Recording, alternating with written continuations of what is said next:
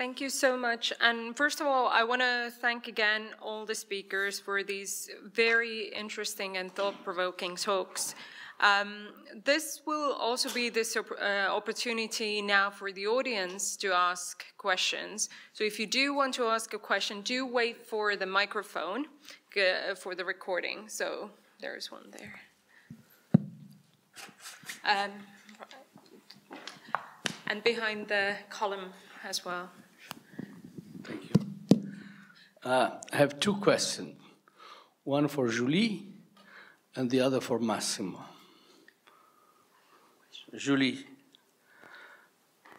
how to turn the word hospitality from a moral concept, synonymous of benevolence, sort of gift, a sort of aumône, a charity, to turn into a legal concept, not only institutional concept, as you said, but a real, enforceable legal concept, if this is not decided by the law, national or international. And for Massimo, this is not a question, but I loved your speech. And may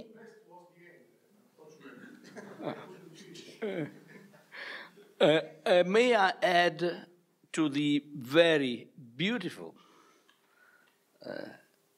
literary example of refugees, the name of an Italian writer, Primo Levi, who wrote a sort of pilgrimage of the returning home of the refugees from Auschwitz. La Tregua. Let's take two more questions. There was one behind the column there and one here in the center, and then we'll answer at the same time. Thank you. Thank you for the presentations. I have a question for Agustin and a question for Massimo. My question for Agustin, if I understood one of your arguments, you seem to regret, so to speak, the non-parallel that exists between European citizenship and the right to asylum of foreigners.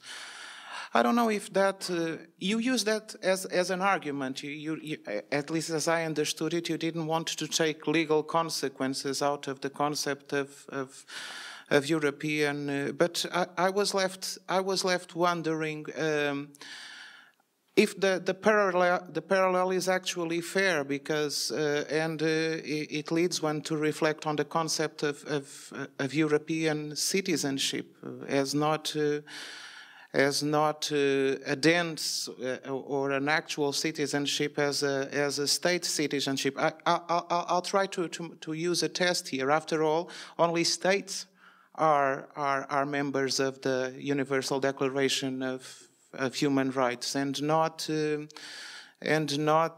European as such. This doesn't mean that Europe is not bound by human rights in its sphere of activity, but it has not the same responsibility to protect as states have. So, of course, you may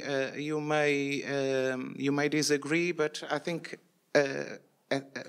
at least at first glance, I don't think the parallel is fair. And and perhaps there is a demonstration of this, the qualification of the so-called Dublin rules about migrants.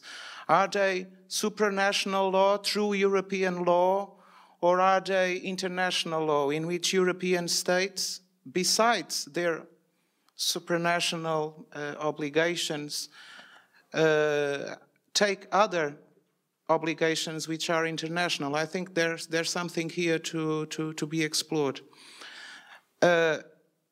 my question for Massimo, I have two questions. The first is about the last point. I don't know if one can say that Hannah Arendt was right or wrong. She was making a diagnosis. She was making a diagnosis here, and acknowledging that citizenship had to only, with all the fulfillment of humanity, so to speak, that it involved, could only be complete at the level, at least in her world, could only be complete at the level of states. It's too strong to say she was wrong. She was making a diagnosis in a certain context. One other thing, you referred to the gap between the ideal and the factual, and you said, I agree with you that we shouldn't be stuck in the factual, but isn't there the risk of being stuck instead in the ideal? Because to have another worldly conception that, of course, can be totally normatively justified, but totally, so to speak, useless in this world. Doesn't that run against one's own ethical purposes? Because after all, what's the use of politics? What's the use of politics as something that needs to exist besides ethics? Isn't it about that mediation, the mediation between the normative and the actual? Even Kant acknowledged this, and after that, the Neo-Kantians. This is also in Kelsen, and that leads me to the necessity of the state as the entity that must make that mediation between the ideal and the factual. But of course, this is just a perplexity. I fundamentally agree with you. We cannot be stuck in the factual, of course, but perhaps there is the contrary risk of being stuck in the ideal. Thank you. Actually, I think let's do the answers to these now, because there are already 3 questions, and then we'll move on there. So, Julie, do you want? Oh, okay. Thank you for your question. Of course, there is a difference between a moral and a law, and when you say that, a law doesn't exist without a previous law and without all the law that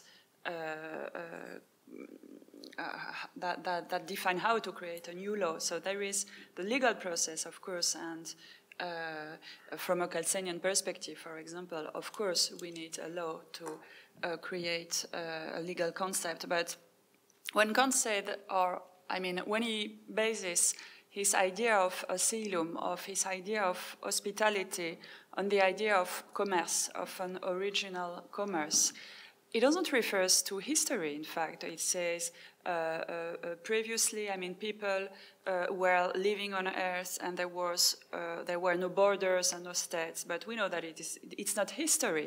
This is a kind of counterfactual narrative. And in fact, what he says is what Catherine said, that is the idea that we need to be somewhere free on Earth. That's the idea. And what I wanted to show is that, for example, when the right to asylum or hospitality was transformed into positive law, people had this conception in mind. In the background of the asylum right or humanitarian rights, human rights, and so on. And of course, you can say that the law is a set of norms and nothing else, and there is a strong difference between morality and law. And I agree with you. There is a certain process when you want to create a new law. But when a new law is created, there is also a kind of discourse. There are some representations. People have certain beliefs. There are certain values. So I think that Kant's analysis of hospitality can be used as a way to shape this discourse on hospitality that leads to well, it's a way to support hospitality in law, that is to say, for example, the right for refugees, for asylum, and even for migrants, in fact. So I don't think, on the one hand, I agree with you, there is a difference between morality and law. On the other hand, I think that norms refer or are created in a certain background, in a certain historical context, and are connected to values. So I don't know if I replied to your questions. Maybe Agustin, do you want to step in? Starting in the reverse order. Article 78.1 of the Treaty of the Functioning of the European Union. The Union shall develop a common policy on asylum, subsidiarity protection and temporary protection with a view to offering appropriate status to any third country national requiring international protection and ensuring compliance with the principle of non-refoulement. This policy must be in accordance with the Geneva Convention of 28 July 1951 and the protocol blah blah. Article 18 of the Charter of Fundamental Rights. The right to asylum shall be guaranteed with due respect for the rules of the Geneva Convention of 28 July, blah, blah. This is not international law. This is European law. This is written into the treaties and into the Charter. The Dublin Convention is wrongly called a convention. It was originally a convention, it's a regulation of the European Union. So I think the argument that this is a question of international law is not an argument of European law is wrong. Then I rushed too much into the issue and did not make the following qualification that I think perhaps clarifies why I was comparing the two. I'm not comparing the two, I'm not comparing the statuses because I consider that refugees should be granted citizenship or any of the kind. That's not the point. The point is, first, that there was a promise into European citizenship. If it was something that was alluring and attractive, it was supposed to do two things that, in my view, were contradictory already originally. But anyway, it was supposed to project national citizenship to the European level, so being capable of doing at the European level things that were up to then only done at the national level, including, but not exclusively, the social state, so to say.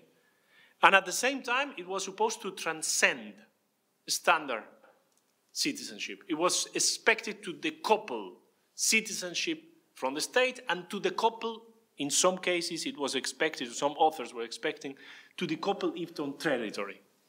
And this is a promise that has failed.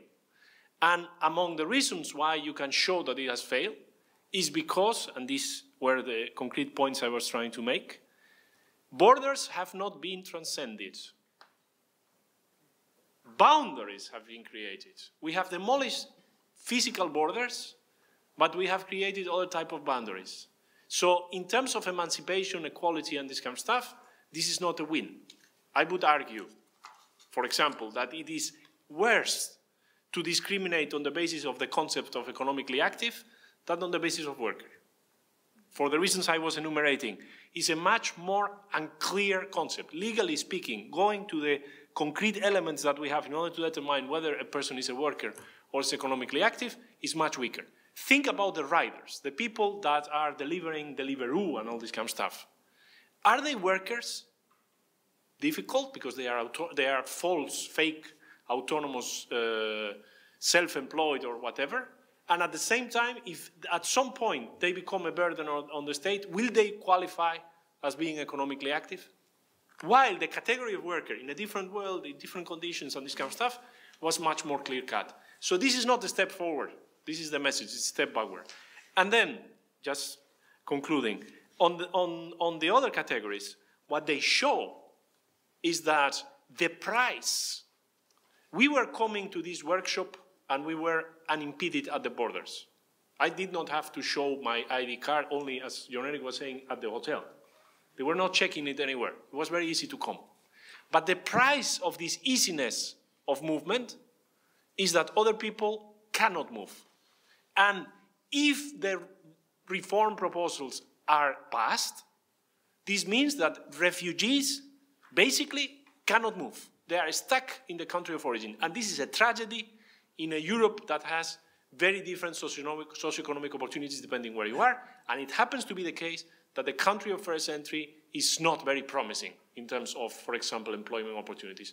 So this is contradictory. Thank you. Massimo? If I had the possibility, to read to the end of my paper, probably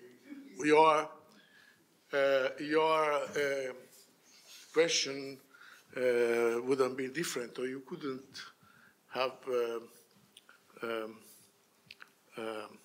raised your point.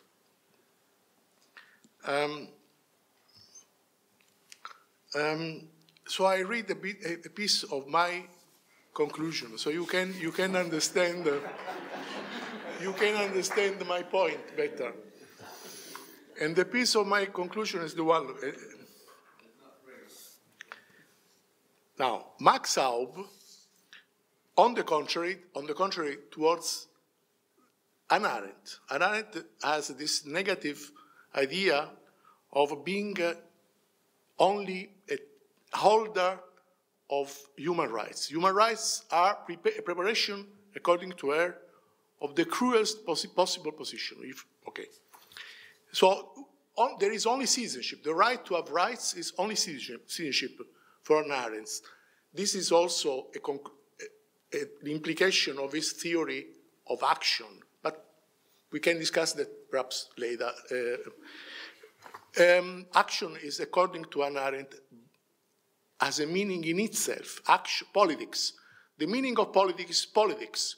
And there was a huge discussion, or there was a conference in Toronto, if I'm not wrong, in the 70s, about Hannah Arendt, with Hannah Arendt, and that was the point. And I remember Mary McCarthy was the closest friend, Anna, closest friend, a novelist, asking to Anna, but excuse me, why should we have, what's the point of politics?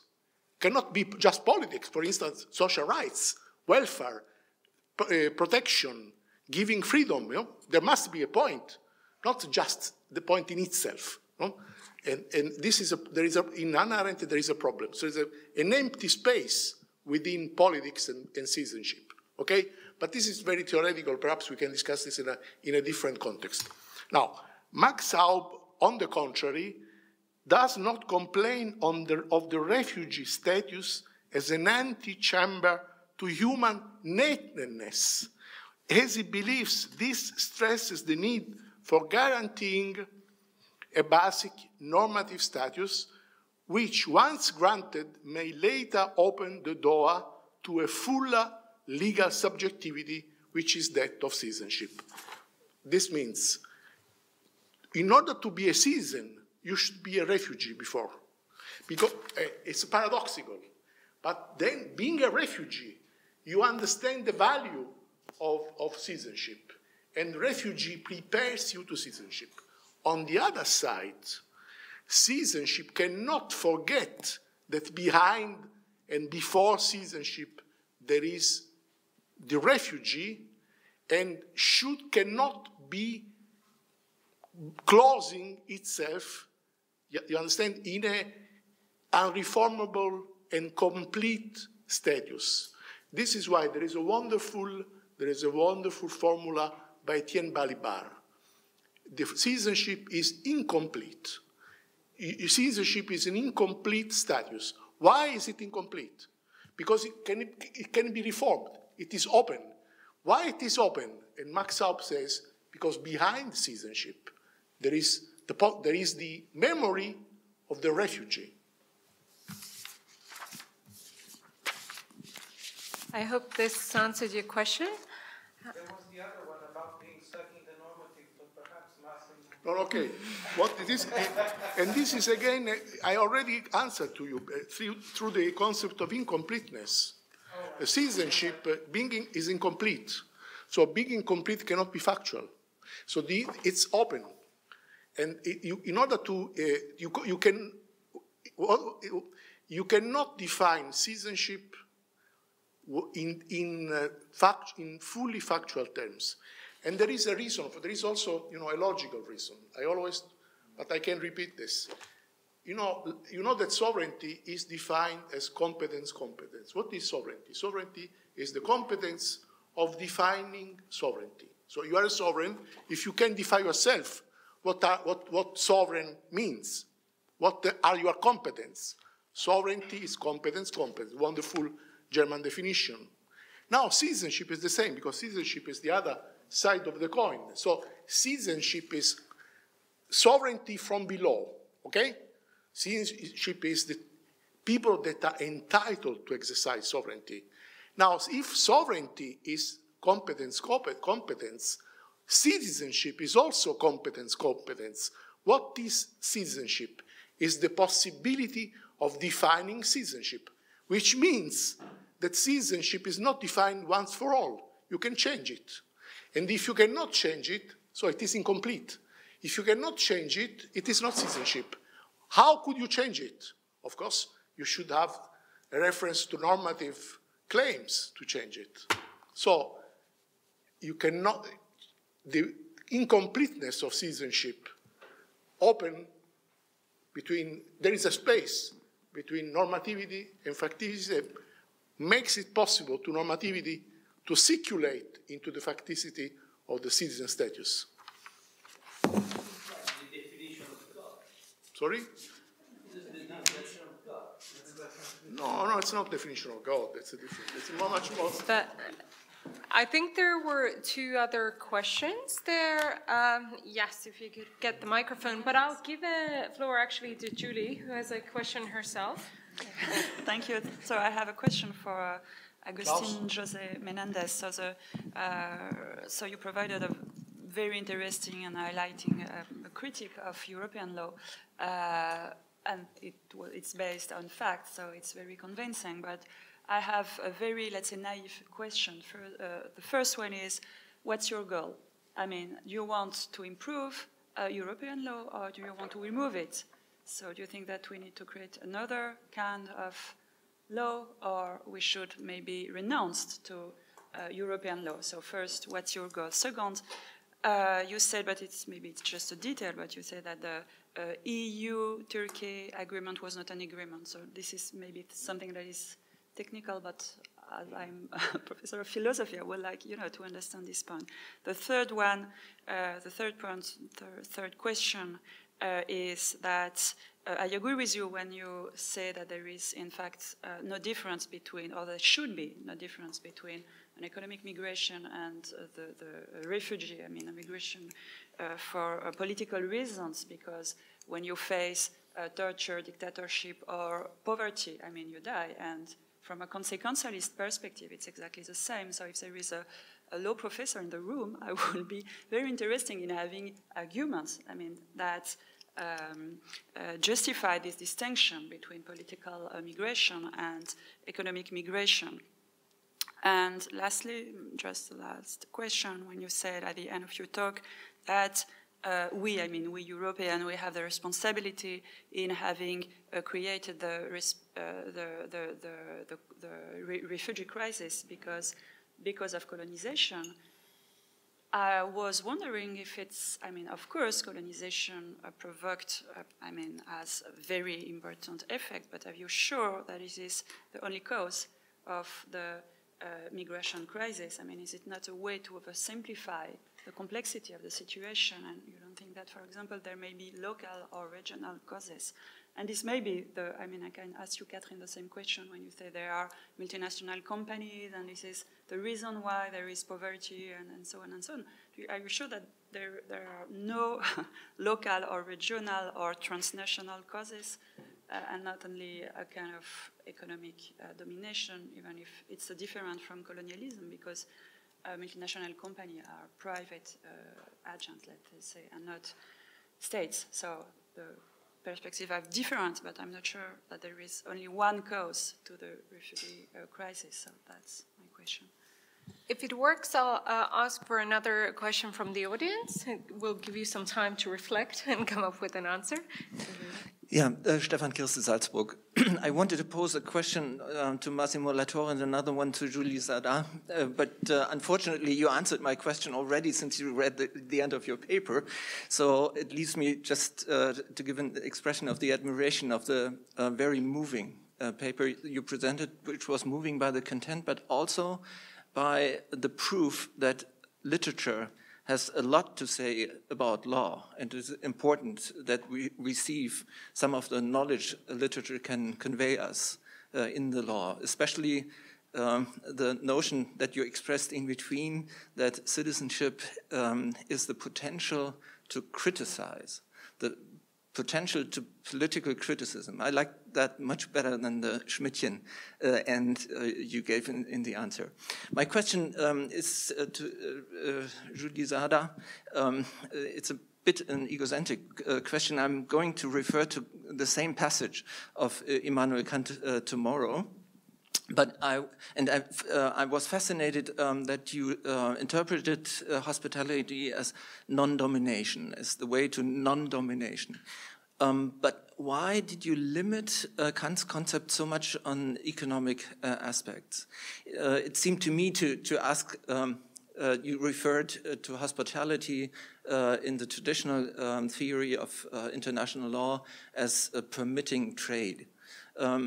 And this limited interpretation of this passage of Immanuel Kant sounded to me a little bit, if I may say so, like he had written a second edition of Abbé Saint-Pierre's on eternal peace, instead of transforming the idea of eternity in Abbé Saint-Pierre into a transcendental concept.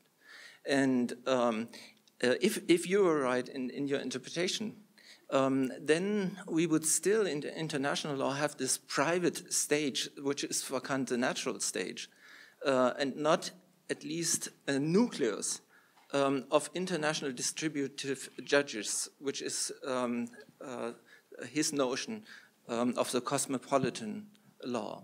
So do you think it would be possible, instead of limiting Kant in a historical interpretation, to abstract from the historical interpretation and see some transcendental conception in the concept of hospitality, which is then the basis for a legal interpretation as hospitality as a formal right? Thank you for your very complex question. Can I take one more? Oh, sorry. Yeah. I'm sorry. Can I take just one more, and then I'll give a chance for everyone to answer. Thank you, Klaus Günther. One question to Augustine. When you talked about the fragmentation of European citizenship into different kinds of citizenship for seasonal workers and so on and so on. Probably you already mentioned it in your presentation, but the reason for this fragmentation, I mean, is purely socio-economic, because of the social inequality in the European Union, and so. I think the easiest or quickest remedy would be to have a European welfare state, which of course is difficult to realize, and then all these problems, I guess, would vanish. To Julie, one question also relating to this interesting interpretation of hospitality as non-domination. Just a question for clarification. It means that it is a mutual non-domination between the one who comes in and the host and the foreigner. So they enter into a relation of non-domination. But if I take the whole literature about non-domination from Philip Pettit and others, I mean, non-domination is one of the core ideas of civic republicanism. So wouldn't this interpretation then lead into a transformation of hospitality in citizenship? I mean, to enter into a real non-domination relation, I have to accept the foreigner as a co-citizen. Or is that a wrong interpretation? And to Massimo, I also wanted to encourage you to read the end, and then now, after you did it, I was very impressed by this citizenship as a memory of the status of a refugee. And spontaneously, I would say, couldn't one radicalize this idea by saying, well, we are all refugees, and citizenship is something relative and contingent, and human rights refer to the status of a refugee. I mean, to bring Hannah Arendt again in and criticizing her at the same time. So that's what human rights mean, and a human right to citizenship is to transform the status of a refugee in a citizen, but this does not relieve us from being refugees in our nature. But perhaps that's too mysterious. Sorry. Thank you. Maybe, Augustine, would you like to start with all these different questions? I will try to be very brief. And then at the same time answer. The goal, I can only say that the normative standpoint from which I stand is the democratic and social state.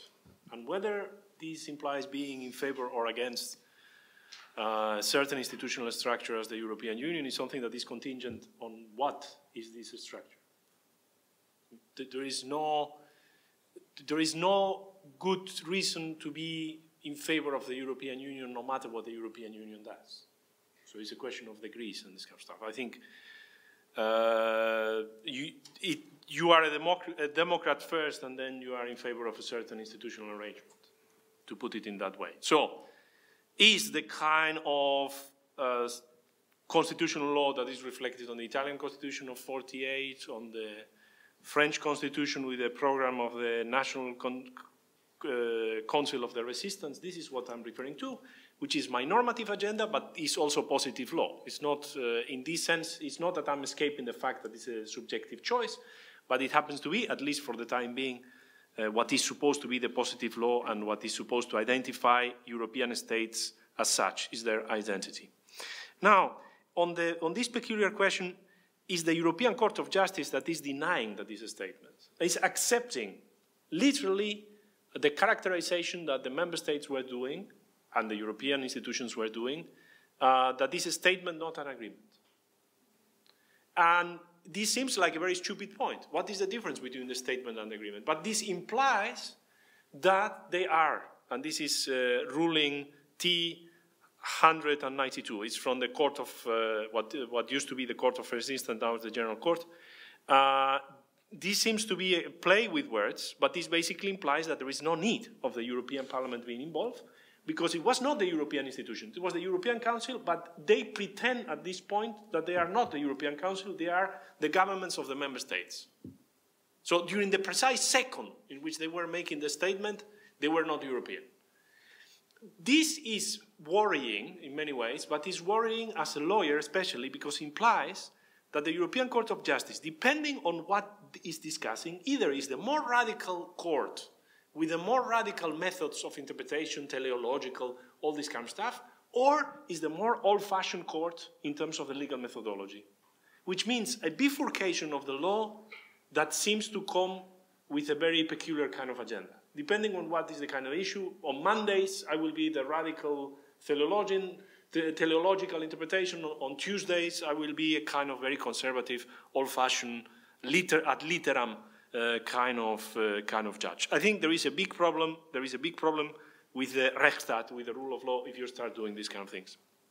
Then, on the question of the distinction between political and economic refugees, what I was saying, and I think this is the point, is that the category itself emerged at the point at which European states were not social states at all. The interwar period. Yeah, it was coming, it was in the wings, but this was not part of the identity of European states. And it made perfect sense, in terms of this kind of paradigm, that you define the refugee as something that was being politically prosecuted because the state was in charge of defending political rights. But now that our own legal constitutional identity is as social states, the distinction between the reasons why we should be protecting people on political and economic become very weak. Because our own identity is that economic duress and economic hardship is something that matters from the point of view of what we should be doing as a collectivity.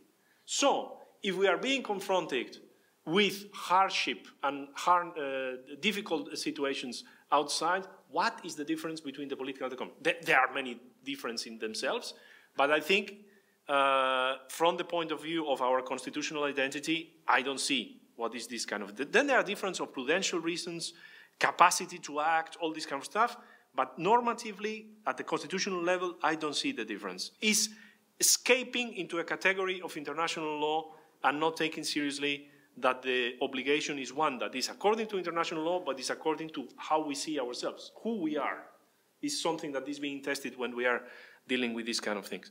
Of course, on the last point, I'm not implying that the only cause of the problems in Libya is Sarkozy.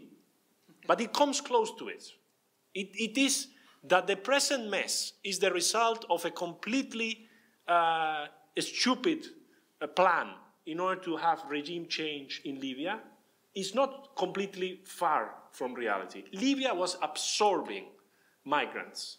It was not exporting migrants. It was absorbing migrants. And it was related, again, not by chance, with the fact that Libya had its own currency, which is not... We see it with the euro crisis. Whether you have a currency or doesn't have a currency has an impact. Then we can discuss whether it's a good idea or not. But in order to what kind of monetary policy, what kind of fiscal policy you can implement. Depending on who is the monetary sovereign, it comes with consequences for political sovereignty in general. The fact that there are 14 African states, which are not states that are rich and wealthy, but are doing very badly, and that they have been, not all of them, but many of them, from 45, under certain monetary arrangements that are benefiting for a long time only France, and now mainly France, but also the Eurozone, is not irrelevant.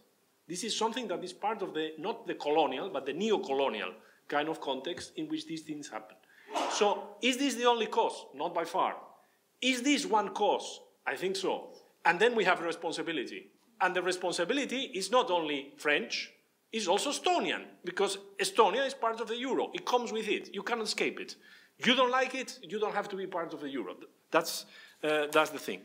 On Klaus Gunther's point, I agree, but two things. One, perhaps I made a very clumsy work of distinguishing the thing. The main problem with the seasonal workers is not European citizens. It's third country nationals. So it will not work that well. Even regarding European nationals, I would agree. I mean, the only way to ensure that freedom of movement is actual freedom and is not duress and this kind of stuff is that people don't have an immediate urgent reason to leave, that there is a choice, and this relates to the welfare state, to the social state very much. What I would say is that we don't need, in order to reach that, a European welfare state. What we need, very obviously, are the conditions established at the European level, which is unescapable, in order to ensure that welfare states can be funded, which means, for example, that we could not have Luxembourg or the Netherlands or Belgium as being tax havens and being inside the European Union. And I don't have to, it's too late here to refer to all the problems that we have had, the scandals that we have had regarding these kind of things.